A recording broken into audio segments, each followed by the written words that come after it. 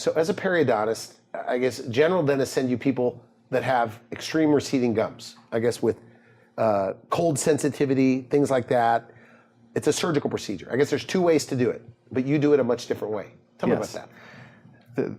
The traditional way of fixing this, and the most common way to treat recession is a painful procedure that's compared to childbirth and kidney stones, and that's taking these strips of tissue from the top of the mouth and sticking them on like a Band-Aid. Under the receded part. Onto, like you patch onto the gum under the recession. Okay. Because the goal of that procedure is just to stop the recession from getting worse. It doesn't treat the sensitivity because it doesn't cover the roots really. So you still walk away with sensitive roots, and you still walk away with the ability to get cavities, and it doesn't look good. So across the country, that's how it's done, like 95% of the time? Way, and that procedure's from the 50s.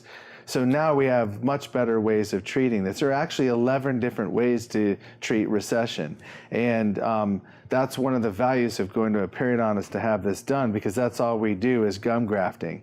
But the technique we like to use is a pinhole technique. That involves making a tiny little pinhole and placing collagen under the gum, which pushes the gum up over the root and attaches into the root. So like if it's upper, so I understand this correctly, so you have receding gums, you're kind of pulling them down. We are. And then they stay down. We're actually pushing them down with collagen strips that we stick in through this tiny hole. No sutures, no cutting, and it grows into the root, and all of that collagen is replaced by your own tissue. So it's a very successful treatment. How soon does the cold sensitivity, for those people that have that, go away? The cold sensitivities goes away immediately.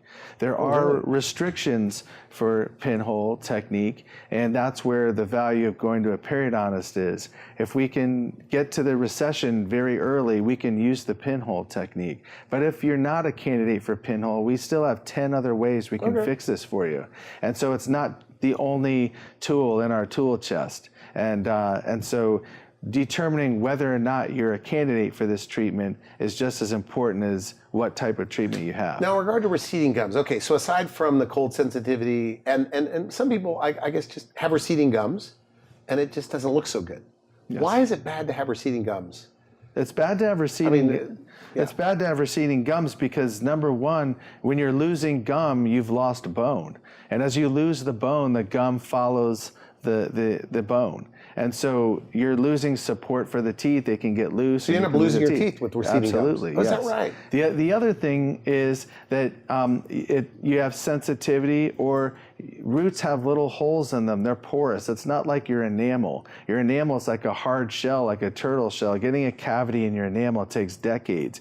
Getting a cavity in your root takes months. So we're covering up that root and letting your gum grow into it so that you don't get cavities in the roots anymore. And then that leads to root canals, crowns, and eventually losing the teeth. So we're treating not just the gums and bone, but we're treating the tooth as well. And also the cosmetic benefit. Cosmetically, it looks much better. You don't have these brown, dark stains on your roots showing when you smile anymore, and your teeth aren't really, really long. We're able to make them natural sized teeth. So and if you make your smile have better.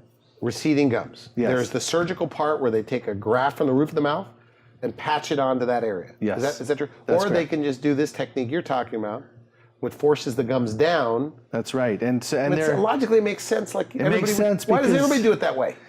You're a periodontist. I mean, why aren't they all doing it that way? People eventually are learning to do this technique. Some people are earlier adopters than others, but eventually this procedure is going to be very commonplace. I feel good about being on the forefront of it. And so, people just learn at their own rates. And we're able to incorporate this over the last 5 years very successfully in our patients. And it works. It works great. And you call it pinhole technique. Pinhole technique. I'd like to say one other thing in that the goals of these treatments are different. When we're doing traditional treatment, we're just trying to stop recession. When we're doing the pinhole technique or other grafting techniques that are more contemporary, we're able to actually reverse and regenerate the tissue that's been lost.